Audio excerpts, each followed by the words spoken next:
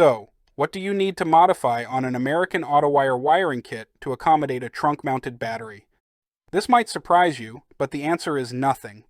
All American Autowire universal wiring kits and classic update vehicle-specific wiring kits pull battery power from the positive battery cable at the starter solenoid and are not connected directly to the battery. This allows you to move the battery to the best location for your application without needing to change the kit wiring. After all these years building wiring harnesses, we have some tips and products to help with your trunk-mounted battery wiring. It is critical to select the right size battery cable for your trunk-mounted battery.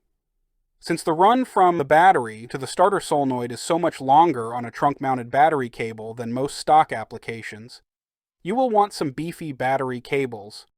American Autowire offers two very high-quality trunk-mounted battery cable kits. Part number 50723 is the kit to use if you have a top post battery, and kit 50724 is the one to use for a side post battery. Links to these kits can be found in the video description.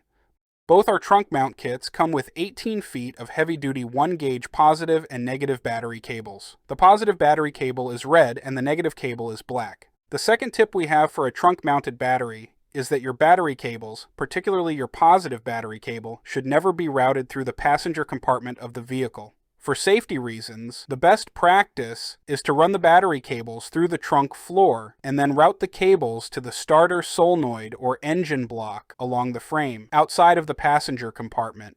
To get the battery cable through the trunk floor, we offer an insulated body pass-through, part number 500-009. This battery feed stud is insulated when it is mounted into a sheet metal panel.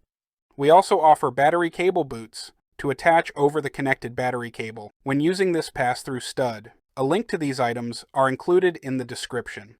The third tip we have for a trunk-mounted battery is that you should always connect the negative battery cable from the battery directly to the engine block. Do not be tempted to make a small jumper to the trunk sheet metal or to the frame as your primary ground connection. A properly sized negative battery cable with high-quality stranded copper wire is a much better ground conductor than the frame or body panels.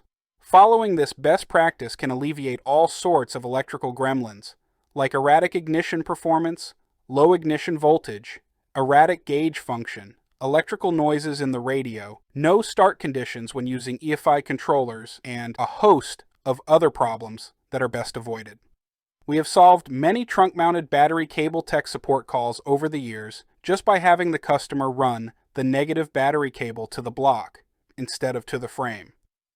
As mentioned earlier, all American Autowire trunk mount battery cable kits provide an 18-foot-long negative battery cable specifically for this reason.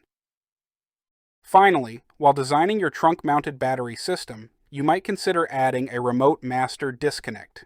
This device allows you to cut power on the positive battery cable via a remote master switch, which you can install in your passenger compartment or hide anywhere else in the vehicle. We hope you have enjoyed this video. Thank you very much for using American Autowire wiring in your project.